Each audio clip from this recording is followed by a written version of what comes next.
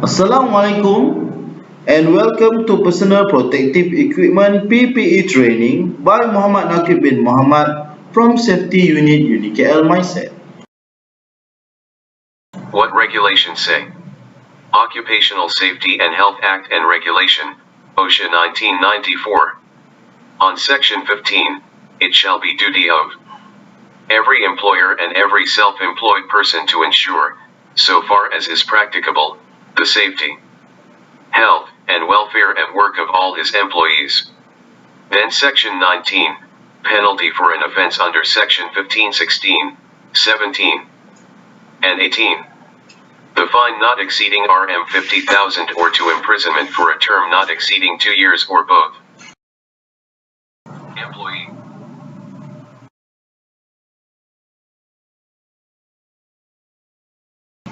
Section 24. General duties of employees at work.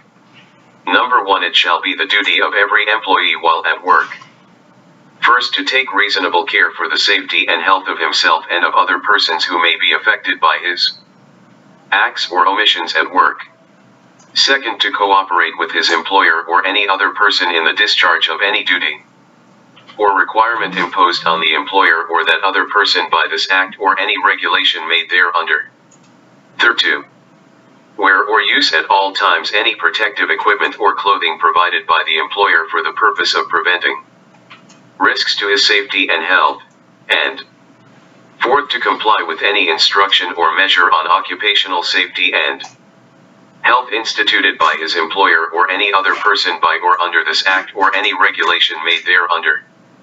Number 2. A person who contravenes the provisions of this section shall be guilty of an offense and shall, on conviction, be liable to a fine not exceeding 1,000 ringgit or to imprisonment for a term not exceeding 3 months or to both. Why does it matter? Safe working protects you, other lab workers, cleaners, visitors. SIEAP. Preventive and control. As per diagram or hierarchy, start with elimination, substitution, isolation, engineering, administration, and last preventive and control is PPE. Protecting employees from workplace hazards. Employers must protect employees from workplace hazards such as machines, hazardous substances, and dangerous work procedures that can cause injury. Employers must use all feasible engineering and work practice controls to eliminate and reduce hazards. Then use appropriate personal protective equipment, PPE, if these controls do not eliminate the hazards. Remember, PPE is the last level of control. Payment for PPE.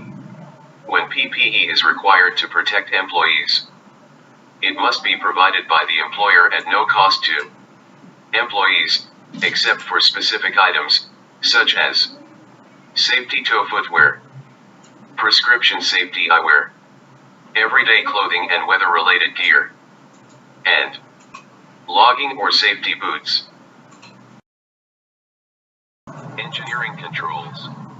If the machine or work environment can be physically changed to prevent employee exposure to the potential hazard, then the hazard can be eliminated with an engineering control.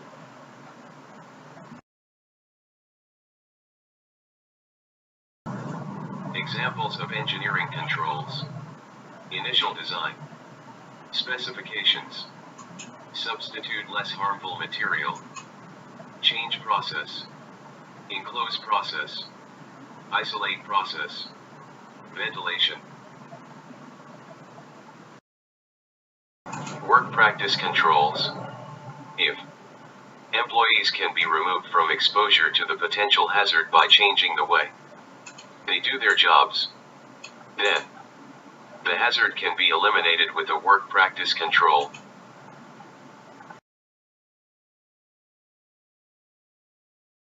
Examples of work practice controls. Use of wet methods to suppress dust. Personal hygiene. Housekeeping and maintenance. Job rotation of workers. Examples of PPE. For eyes, use safety glasses, goggles. For face, use face shields. For head, use hard hats. For feet, use safety shoes. For hands and arms, use gloves. For bodies, use vests. Lab coat or safety jacket. And last, for hearing, use earplugs. Earmuffs.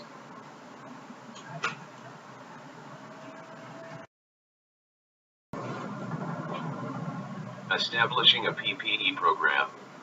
Sets out procedures for selecting, providing, and using PPE as part of an employer's routine operation. First, assess the workplace to determine if hazards are present, or are likely to be present, which necessitate the use of PPE.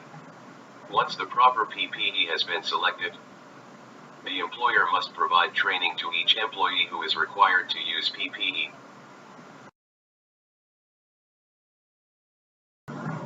Training. Employees required to use PPE must be trained to know at least the following. When PPE is necessary. What type of PPE is necessary. How to properly put on, take off, adjust, and wear.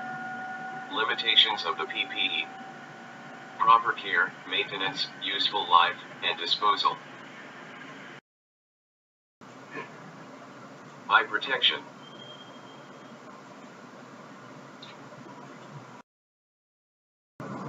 What are some of the causes of eye injuries? Dust and other flying particles, such as metal shavings or sawdust. Molten metal that might splash. Acids and other caustic liquid chemicals that might splash. Blood and other potentially infectious body fluids that might splash, spray, or splatter. Intense light such as that created by welding and lasers. Safety spectacles. Made with metal/plastic safety frames. Most operations require side shields. Used for moderate impact from particles produced by such jobs as carpentry, woodworking, grinding, and scaling. Goggles. Protect eyes, eye sockets, and the facial area immediately surrounding the eyes from impact, dust, and splashes. Some goggles fit over corrective lenses. Welding shields. Protect eyes from burns caused by infrared or intense radiant light. And protect face and eyes from flying sparks, metal spatter, and slag chips produced during welding, brazing, soldering, and cutting. Laser safety goggles. Protect eyes from intense concentrations of light produced by lasers. Face shields. Protect the face from nuisance dusts and potential splashes or sprays of hazardous liquids. Do not protect employees from impact hazards.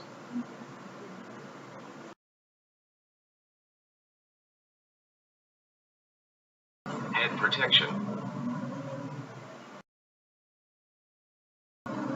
What are some of the causes of head injuries? Falling objects. Bumping head against fixed objects, such as exposed pipes or beams. Contact with exposed electrical conductors.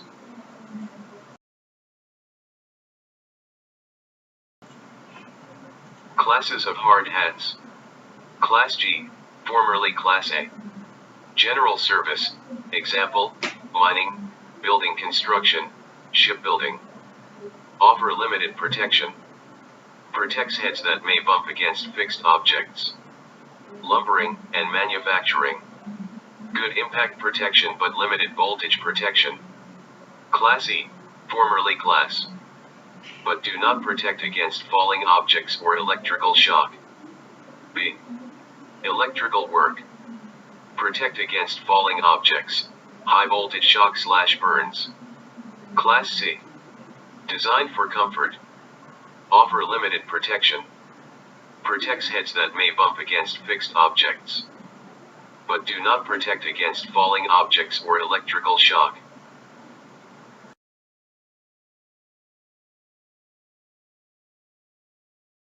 Hearing protection.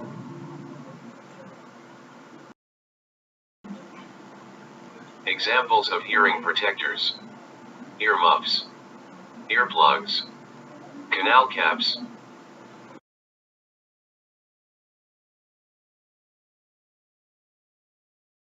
Foot protection.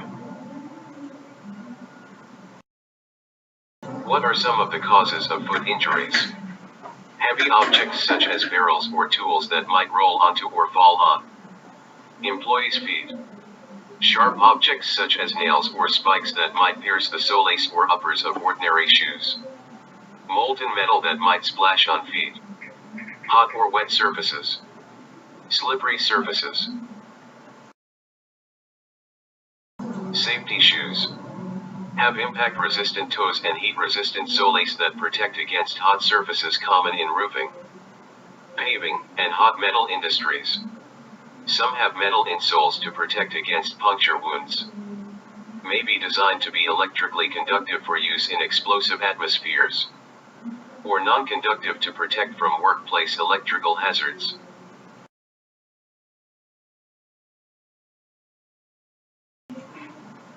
Hand protection.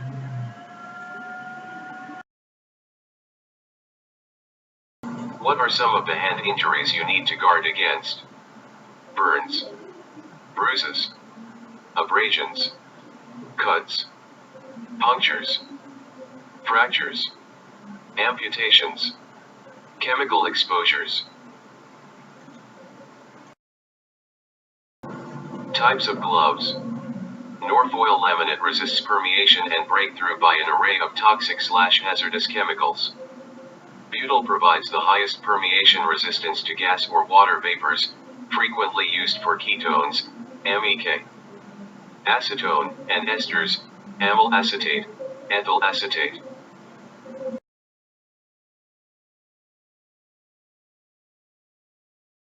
Vitin is highly resistant to permeation by chlorinated and aromatic solvents.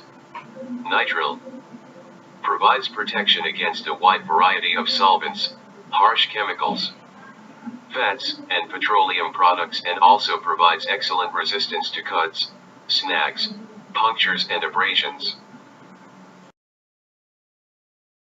Kevlar protects against cuts, slashes, and abrasion. Stainless steel mesh protects against cuts and lacerations.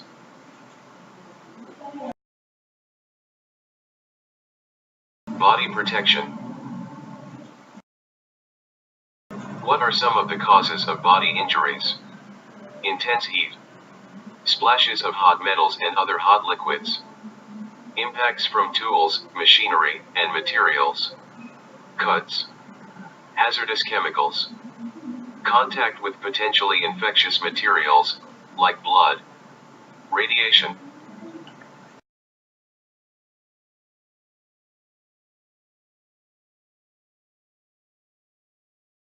Sleeves and apron, cooling vest, coveralls, full body suit, lab coats.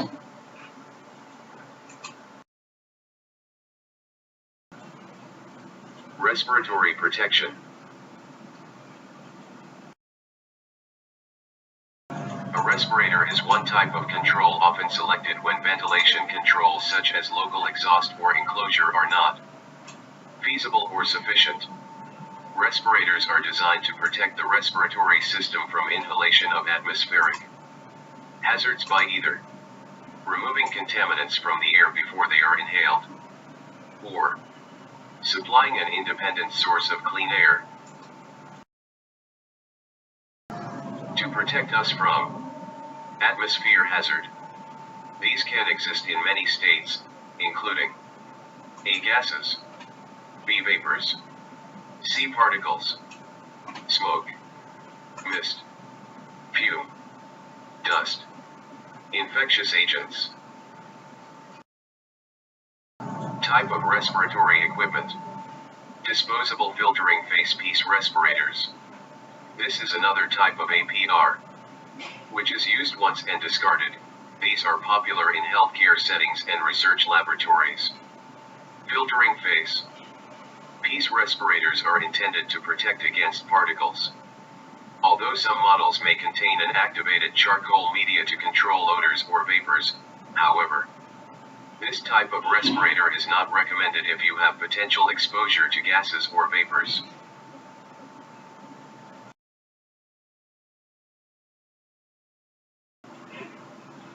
Tight-fitting face pieces. Example: have mask APR with twin cartridges. Full face piece APR. The rarely seen quarter mask APR, which seals above the chin and below the mouth and has a single cartridge. Ensure your mask wear correctly, such as clean shaven at start your shift. Always check the fit before every use.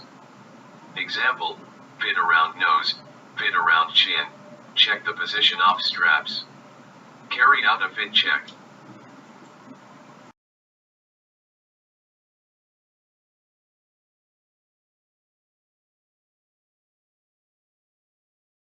Summary: employers must implement a PPE program where they assess the workplace for hazards, use engineering and work practice controls to eliminate or reduce hazards before using PPE, select and provide appropriate PPE at no cost * to employees to protect them from hazards that cannot be eliminated, inform employees why the PPE is necessary and when it must be worn, train employees how to use and care for their PPE and how to recognize deterioration and failure, require employees to wear selected PPE in the workplace.